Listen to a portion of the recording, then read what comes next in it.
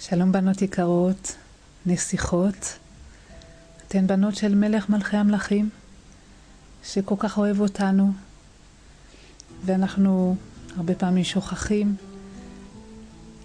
אבל אנחנו בנות של אבא שבשמיים, שכל הזמן מסתכל עלינו ומשגיח עלינו, אוהב אותנו באהבה יותר מה שאנחנו אוהבים אפילו את עצמנו. ברוך השם. בעזרת השם, נשתדל היום בעזרת השם קצת להתחזק בשמחה. בעזרת השם ביום שישי, ראש חודש אדר. נכון שאנחנו בתוך מצב שקצת קשה לעם ישראל, ואנחנו בעצם בחבלי משיח, ובעזרת השם אנחנו מתחילים עכשיו את חודש אדר, שבו מזלם של ישראל עולה. וכמובן שאומרים שמי שנכנס אדר מרבים בשמחה. קצת נדבר על זה כדי שכולנו ביחד נוכל להתחזק, כי באמת אנחנו לא יודעים עכשיו בזמן הזה מאיפה להביא את השמחה. אבל אם נדע כמה שהיא חשובה, כמה שהיא בעצם יכולה להעלות אותנו, בעזרת השם השם ייתן לנו תעשיית דשמיא כדי שנחזיק חזק, בעזרת השם ויחד נוכל לעלות. אתם יודעות שאין הדורות נגאלים אלא בזכות נשים צדקניות שבדור. וכתוב שבמצרים, שעם ישראל יצאו ממצרים, אז היינו חושבים שהם יצאו בגלל שהם היו צדיקים גדולים, וכבר היו ראויים להיגאל, אבל חז"ל מגלים לנו שעם ישראל היו שקועים במ"ט שערי טומאה. כלומר, הם היו ב-49 שערים של טומאה. טומאה זה אטום, שזה רחוק מהקדושה. אז איך הם יצאו ממצרים? בזכות אמונה. בזכות האמונה שהם האמינו, במה הם האמינו? הם האמינו שהשם יגאל אותם איך שהם, כי הם בנים של השם. איך השם שולח את משה רבנו לפרעה? מה הוא אומר לו? תגיד לפרעה, בני בכורי ישראל, הוצאת עמי בני בכורי ישראל. אפילו במ"ט שערי טומאה אנחנו נקראים בני בכורי.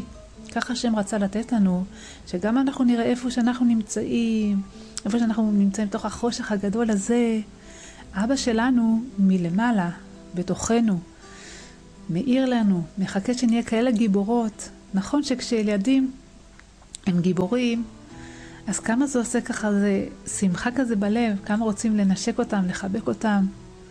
אבא שלנו רואה כמה אנחנו גיבורות, ורוצה לנשק אותנו, לחבק אותנו. חז"ל אומרים, באמת אנחנו צריכים קצת אמונה וגבורה כדי להיות בשמחה. כתוב על אדר, מי שנכנס אדר, מרבים בשמחה. והרב הקדוש בעל החידושי הערים מגור אומר שהימים האלה מסוגלים לאגור שמחה לכל ימות השנה.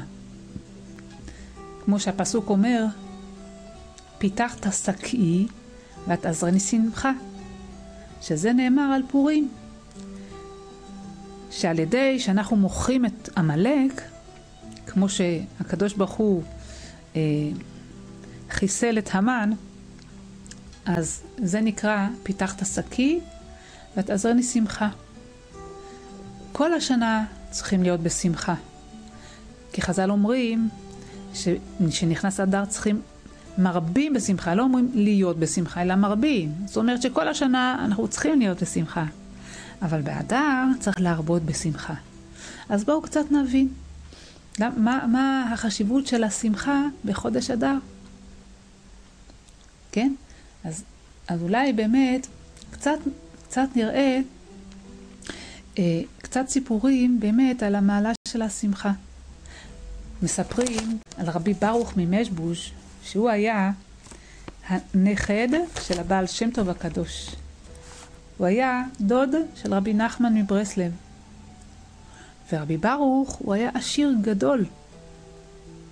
אבל הקדוש ברוך הוא רצה ללמד אותו שיעור בעולם הזה. אז הוא ניסה אותו, כמו שאת כל הצדיקים הגדולים מנסים. הוא עשה אותו עני, ממש. מעשירות גדולה, שיש לו הכל, נהיה עני. עד שאפילו פת לחם לא היה להם בבית. ומה היה עושה רבי ברוך? אולי בוכה, אולי מתפלל כל היום לשם וצם? לא, הוא היה שמח ומודה לשם ושר. ואשתו רואה אותו, מה היא חשבה? אולי הוא כבר השתגע מרוב שהוא עני. מה? אז היא אומרת לו, רבי ברוך, תגיד לי, לשמחה מה זאת עושה? פת לחם אין בבית, אז למה אתה שמח? בואו תשמעו מה אומר לה רבי ברוך. רבי ברוך אומר לה, תשמעי אשתי, יש מלאך שהוא ממונה על העניות. איך שהוא מגיע לאיזה בית ורואה שבבית הזה מתלוננים, בוכים, מתבחיינים, מצטערים, אז הוא אומר, פה אני אשב, פה אשב לנצח נצחים. זה למה? כי בבית הזה יש לו אוכל. הוא הרי מתפרנס מהתלונות, מהצער. זה בית שלו. המזון של המלאך הזה זה עצבות, דיכאון, תלונות, בכיינות. אז הוא מבסוט, מקבל מזון. אומר רבי ברוך לאשתו, אבל אם הוא יראה שיש בבית הזה שמחה, לא יהיה לו מה לקבל פה, אז הוא יעזוב מהר. הוא יעזוב מהר מפה. ובאמת, כמו שאמר רבי ברוך, ככה היה. הוא היה רוקד ושר, תוך זמן קצר קיבל עשירות מחדש. ככה זה בחיים. הקדוש ברוך הוא מנסה אותנו, רוצה לראות איך אנחנו מתנהגים. כי זה לא חוכמה שכל הזמן שירדנו לעולם הזה, לא בשביל שכל הזמן נהיה עשירים ומפונקים. היינו יכולים להישאר בגן עדן ככה. אבל השם רוצה לראות אותנו גיבורים פה, כדי שבאמת כשנבוא למעלה, אז נקבל את השכר ונרגיש שאנחנו ראויים לו. אז זה עוד שיחה. אבל בעזרת השם, נספר אולי עוד סיפור, שרבי נחמן סיפר אותו. היה יהודי עני, שהיה קורא, אולי אתם מכירות את הסיפור, זה סיפור שתמיד אפשר לשמוע אותו וללמוד ממנו. אז הוא היה קורא טיט, עבודה מאוד קשה, אבל כמה שהוא היה עובד קשה במכרה עם האדמה והאפר, אז הוא היה עני מאוד ולא היה לו מה להביא הביתה. יום אחד הוא חופר בטיט והוא רואה אור גדול. מנסה להוציא את האפר וכולי, ומוצא יהלום נפלא. אז הוא לא ידע מה לעשות עם זה. אז הוא הלך בעיירה שלו לשמאי, שיגיד לו כמה שווה האבן הטובה הזו. אומר לו השמאי, אני אגיד לך, זה דבר כל כך יקר, אבל פה, בעיר הקטנה שלנו, אף אחד לא יכול לתת לך את התמורה של היהלום הזה. אני מציע לך, תיסע למדינה רחוקה, ושם תוכל למכור אותה בשביל כסף, הרבה כסף. היהודי הזה התאכזב, מאיפה הוא יביא עכשיו כסף לנסוע? לא יודע, אין לו אפילו גרוש בבית לאכול, אז מאיפה עכשיו הוא יביא כסף לנסוע? עובר זמן, ונהיה עוד יותר קשה בבית. אז הוא החליט שהוא ינסה את המזל שלו, אולי הוא ייסע בכל זאת. הלך לאונייה, הוא רואה אנשים אונייה, אז עומד רב החובל, ורואה יהודי כזה, אני לא יודעת אם הוא היה יהודי, הוא כזה פשוט, עם בגדים קרועים, מה זה? ייסע איתנו? איך הוא ישלם לי? אומר לו, יש לך לשלם על הנסיעה? אז העני הזה פותח את היד שלו ומראה לרב החובל את היהלום היפה. הרב החובל אמר, הוא מסתיר, כזה עשיר. קיבל אותו, אירח אותו, והושיב אותו בחדר הכי יפה, והיו מביאים לו אוכל, ומכבדים אותו, רק מה שרק אפשר לכבד אותו, עשיר כזה. ואז, יום אחד, העני הזה תמיד הוא היה כל כך שמח, תמיד הוא היה שם את היהלום על השולחן. ואוכל ומסתכל עליו ושמח, והרב חובל היה בא ומדבר איתו. אז העני הזה יום אחד אכל ונרדם. בינתיים נכנס אחד המלאכים לסדר לו את החדר, לסדר לו את השולחן אחרי שהוא אוכל. אז הוא ראה את כל מה שנשאר, את הכלים הריקים, מה אנחנו עושות, כאלה דברים. לוקחים ומפנים את הכל. לקח את המפת ניילון שעל השולחן, ואת כל החפצים, ומה עושים במצב כזה באונייה? זורקים לים מהחלון. אז הוא לקח והשליך את הכל לים. מה היה על המפה? היהלום. העני הזה התעורר, הוא מחפש את היהלום ולא מוצא אותו. הוא קיבל כזה צער בלב. מה הוא יעשה עכשיו? אם הרב חובר ישמע שהוא איבד את היהלום, אז הוא יזרוק אותו גם כן לים. אז הוא החליט, אין לו ברירה, עכשיו אין לו כלום, אבל הוא ימשיך לחייך כאילו שום דבר לא קרה. וככה נכנס הרב חובל, אז הוא שם מסכה על הפנים, לא כמו המסכות שאנחנו הולכים עכשיו ברחוב, מסכה של חיוך, מסכה של שמחה. ובוא נראה מה עשתה המסכה הזאת. הרב החובל בא ומדבר איתו, ויום אחד הרב החובל אומר לו, תשמע, אתה אדם מאוד אמין, ואני רוצה לעשות איתך עסקה. אומר לו הרב חובל שיש לו תבואה בסכום גדול מאוד, אבל מה, הוא לא רוצה שידעו שזה על שמו, כי אז ישאלו אותו מאיפה הוא קיבל את זה, וישאלו אותו ויכולים לעשות לו הרבה צרות. אז הוא אומר לו, תשמע, אני ארשום את התבואה על השם שלך, וכשנגיע לחוף, אתה תיתן לי, ואני אתן לך עבור זה תשלום. כדי שהוא לא יצטרך לשלם מכס ולא ישאלו אותו. היהודי הסכים. ואמר לו, גם אני לא אגבה ממך את ההוצאות של הנסיעה באונייה, ואני אתן לך סכום קטן על מה שאתה עזרת לי. טוב, אז היהודי הסכים, ואז האונייה הגיעה ליעד שלה, כולם עוצרים ומכנים עצמה לרדת, וגם היהודי הזה בא לרדת, ופתאום נשמע שרב החובל נפטר פתאום. ואז מה קרה? כל התבואה עברה לבעלות של היהודי, לא היה צריך להחזיר לו, והוא התעשר מזה עושר רב. מה מלמד אותנו רבי נחמן? רבי נחמן אומר, היהלום בסופו של דבר לא היה שייך לו. למה? איך רואים? כי הנה השם לא נתן לו את זה, זה נאבד. אבל מה היה שלו? התבואה יקרה. אבל היה לו ניסיון שכדי להשיג את התבואה, אז הניסיון שלה היה ככה. אם הוא יצטער מהעבודה שהוא איבד, אז הרב החובל היה רואה שככה אולי היה נותן לו את התבואה. אבל זה שהוא נשאר בשמחה ורגוע ושלב, אז הרב החובל נתן לו את הרכוש שלו. ולכן מידת השמחה מביאה וגורמת לאדם אושר ושפע רב עד בלי די. ועל זה קצת נדבר. אנחנו נקרא קצת דברים שיחזקו אותנו. ואחר כך נראה אולי באמת איך להגיע לשמחה. אבל קודם נראה שהמטרה היא חשובה. אז אומרים לנו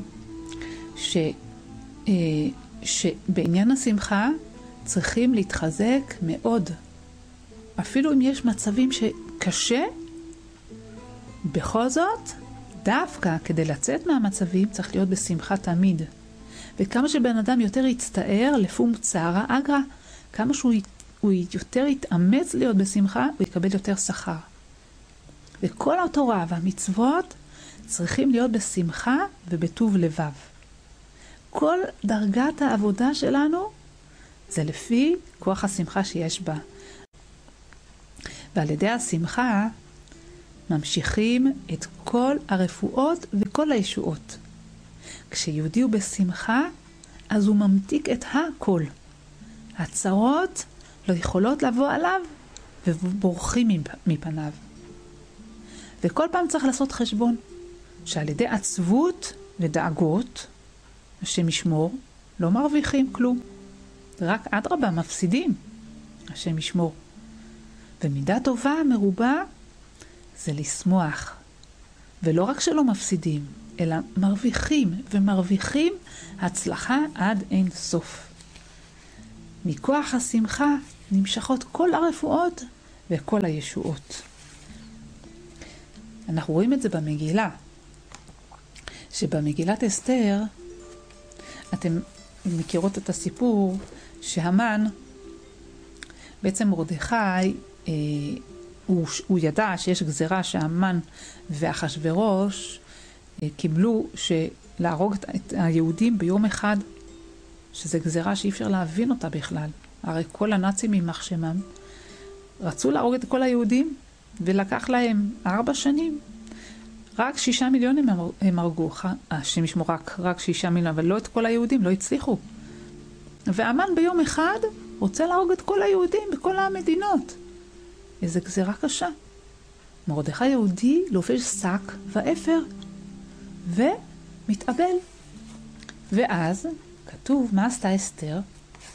אסתר הייתה חכמה. גם מרדכי יהודי הוא היה צדיק, אבל אסתר שלחה לו בגדים ללבוש. אז נשאלת שאלה, מה, למרדכי לא היה בגדים?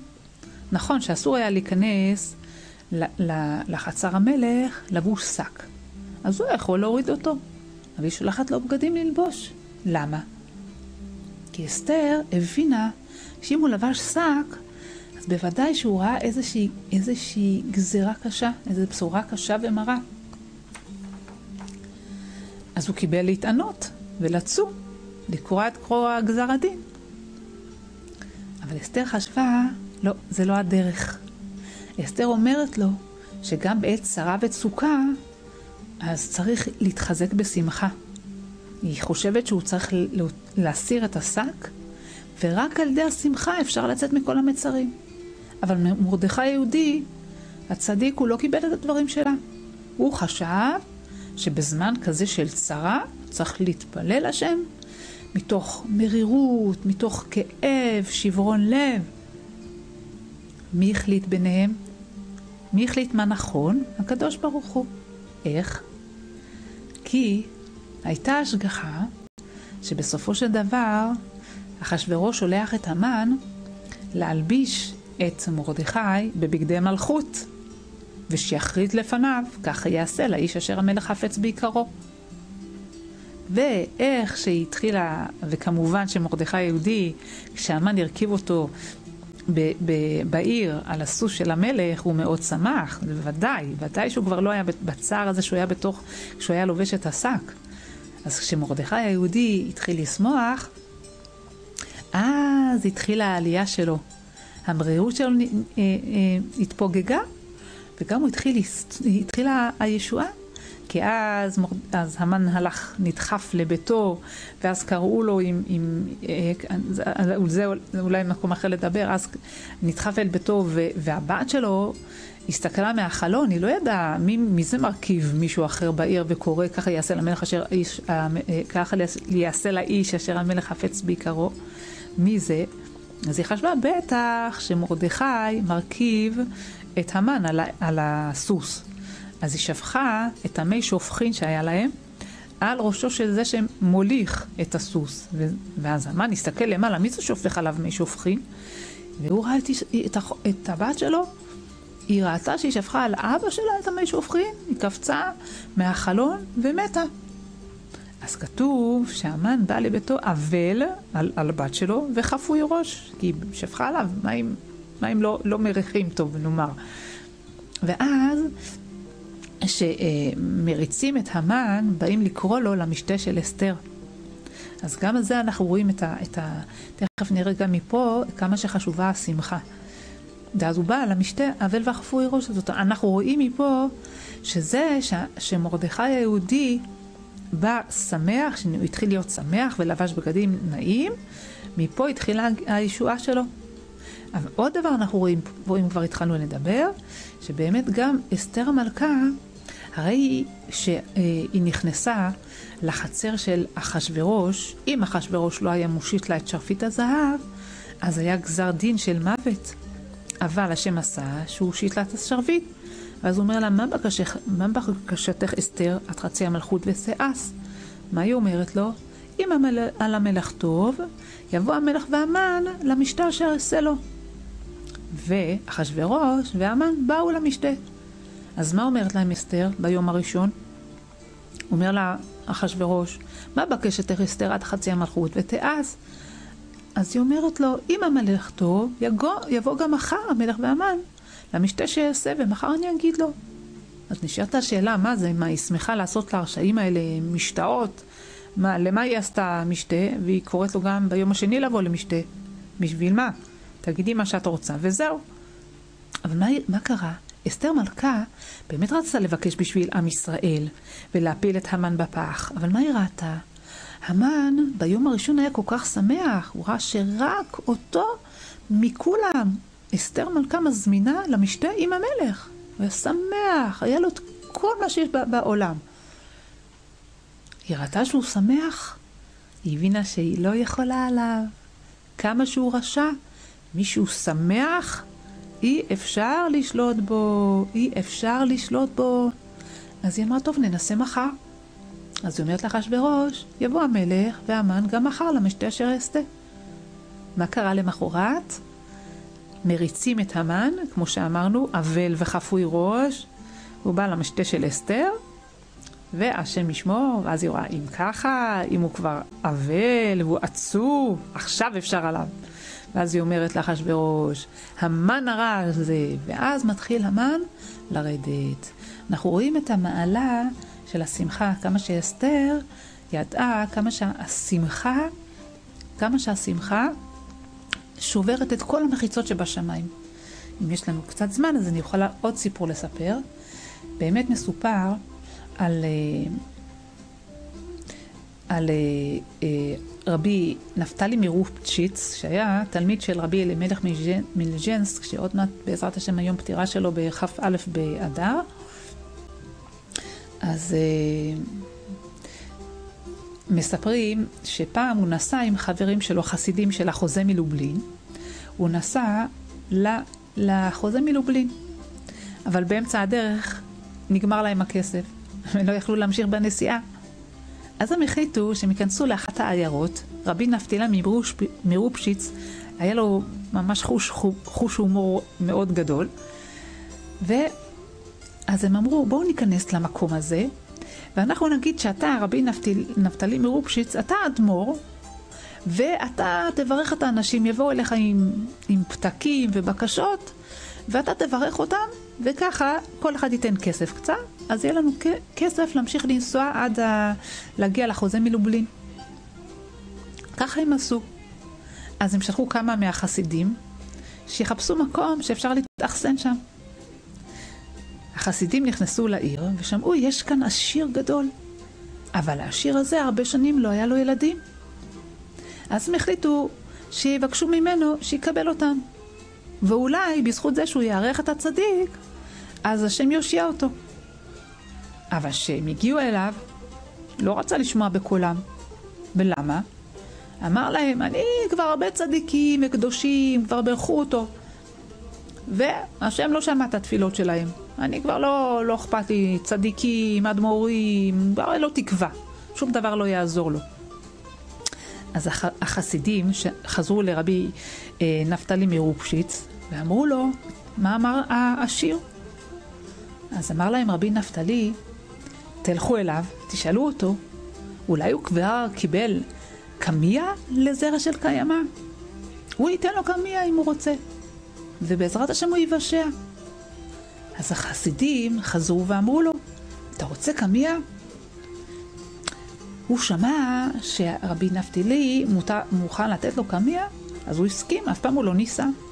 ואז הוא ירח אותם אצלו בבית, וקיבל אותם יפה, וכולם באו וכולם באו להתקבל אצל רבי נפתלי מרופשיץ האדמו"ר, והביאו פתקים והתברכו, והיה להם הרבה כסף להוצאות של הדרך.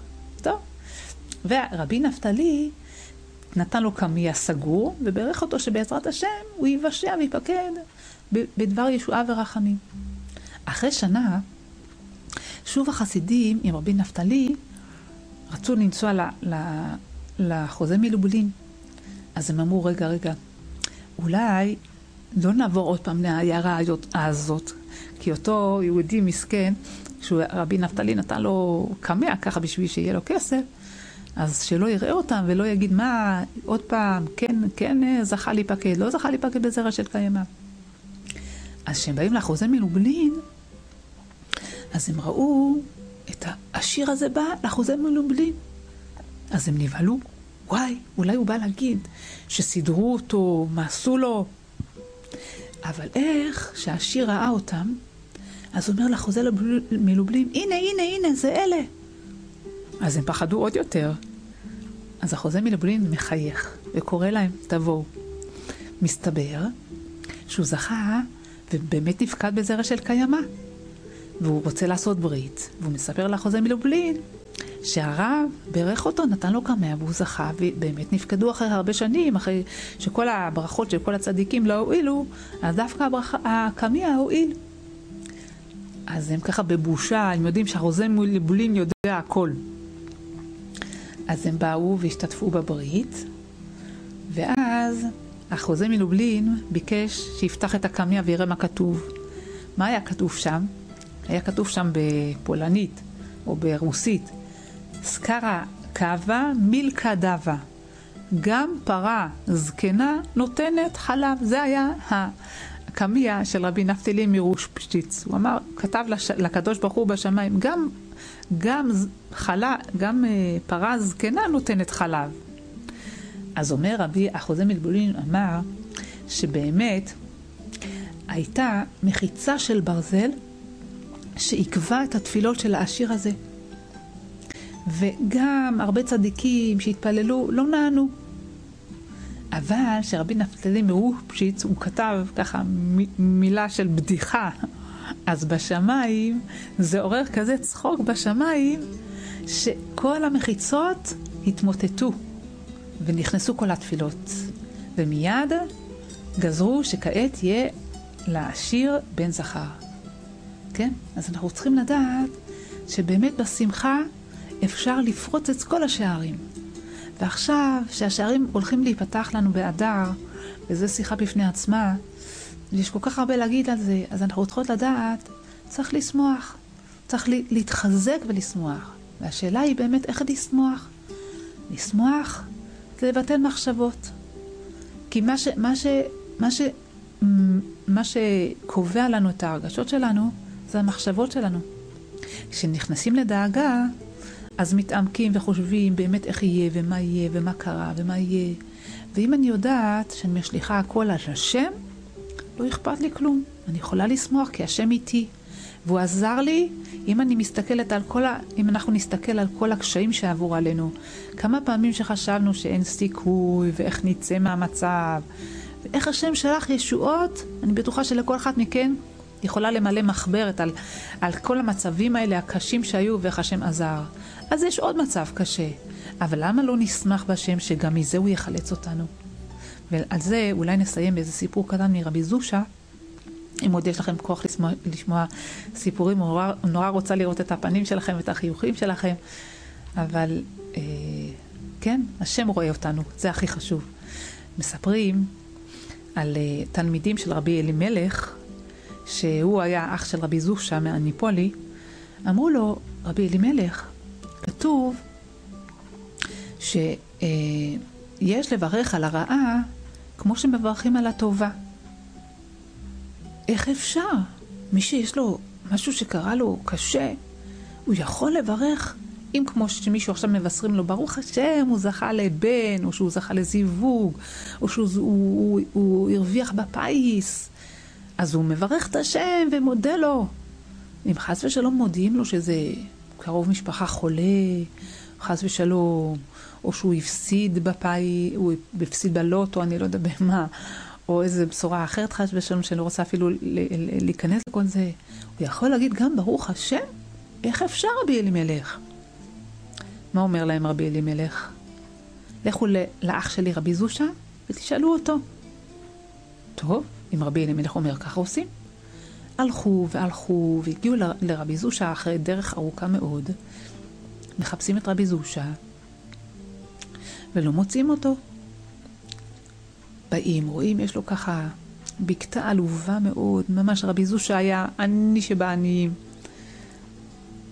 באו לרבי זושה ואומרים לו, רבי זושה, מסתכלים, הילדים שלו ממש הולכים בקראי ממש בגדים קרועים, והאישה והבית הולך ליפול ממש.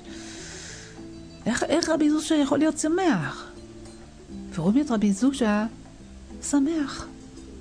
אומרים לו, רבי זושה, רבי אלימלך שלח אותנו אליך להגיד לנו איך מברכים על הרעה כמו שמברכים על הטובה.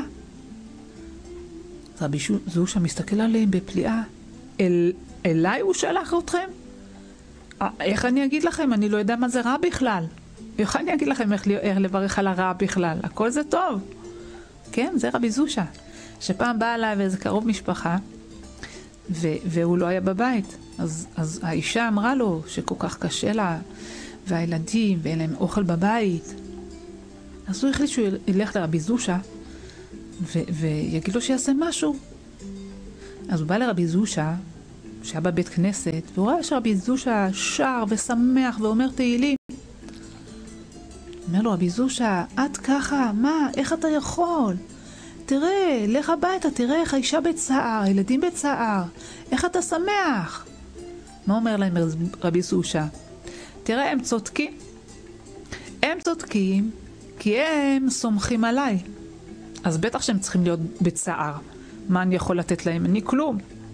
אבל אני סומך על השם. אז איך אני אצטער? כי מי שבאמת רואה שהשם איתו, והשם תמיד איתנו בנות. השם, אנחנו בנות של מלך מלכי המלכים. כל אחת ואחת מאיתנו היא נסיכה. אבל נסיכה שאבא שלנו שלח אותנו להיות גיבורות פה. כי הגבורה שלנו עושה לו הרבה נחת. הוא מתפאר בנו. ולא רק זה, זה שאנחנו מתגברות, אנחנו מעלות את עם ישראל למעלה, וזה שיחה בפני עצמה. כן? בעזרת השם. מי שנכנס אדר, מרבין בשמחה, בואו בנות, בואו נשמח עם השם, שאנחנו הולכות להיגאל בעזרת השם, שהקדוש ברוך הוא לא עזב ולא עוזב ולא יעזוב, והכל לטובה. אפילו שאנחנו לא מבינות, אבל באמת שהכל לטובה. זה שאנחנו מכירות את אבא שבשמיים, זה שאנחנו עדיין ברוך השם קמות בבוקר ומקיימות מצוות, ויכולות להיות בשמחה ולשמח את אבינו שבשמיים. זה מתנה שאי אפשר לתאר. שעכשיו בתור שלנו כמה צריך עוד יותר להגיד תודה השם, אני נושם. בעזרת השם, שנזכה בקרוב, בעזרת השם, בניסן יגאלו, בניסן עתידים להיגאל, חזקו ואימצו, והקדוש ברוך הוא ישמח איתנו וישמח אותנו, כמו שמרים הנביאה, כתוב, עוד דבר אולי חשוב, מרים הנביאה, שאומרים, למה אנשים לא חטאו בעגל? למה רק הגברים חטאו בעגל? אומרים, אמר רבי יששכר דוב מבעלז, אומר, שהאנשים לא חטאו בעגל כי הם אמרו את שירת הים בתופים ובמחולות ובשמחה יתרה. אז הקדוש ברוך הוא הציל אותם, הם ניצלו ולא נכשלו באיסור. כי אם יש מחולות במקום של מצווה, אז אין מחולות בחטאים. אז תראו מה זה מרים הנביאה. מרים הנביאה שיצאו ממצרים היו בצער גדול. הם היו, מה זה? הם היו צריכים לקחת בחיפזון, מה שלא לקחו את כל הדברים שיש להם, לא לקחו את כל הרכוש ואת כל הדברים. הם יצאו למדבר ככה עם המצות. אבל מרים הנביאה, מה היא לקחה איתה? את התופים. היא כבר ראתה בתוך הצער הגדול הזה של מצרים, שהם לא יודעים אפילו לאן הולכים. היא לקחה את התופים. היא כבר ראתה איך שהם הולכים להיגאל, והיא רצתה לשיר לשם, לשמוח איתו. כן, זה הביטחון בשם, זה המעלה של גם איפה שאני נמצאת, אני יודעת שהשם לא יעזוב אותי, כמו שדוד המלך אומר, ואני בחסדך בטחתי, יגל ליבי בישועתך. עכשיו אני שמח, אני בטוח בחסד שאתה תושיע אותי, וכבר עכשיו יגל ליבי בישועתך. בוודאי שהשם יגאל אותנו. בואו בנות, נשמח עכשיו ונקרב את הגאולה. חודש טוב והרבה נשיקות.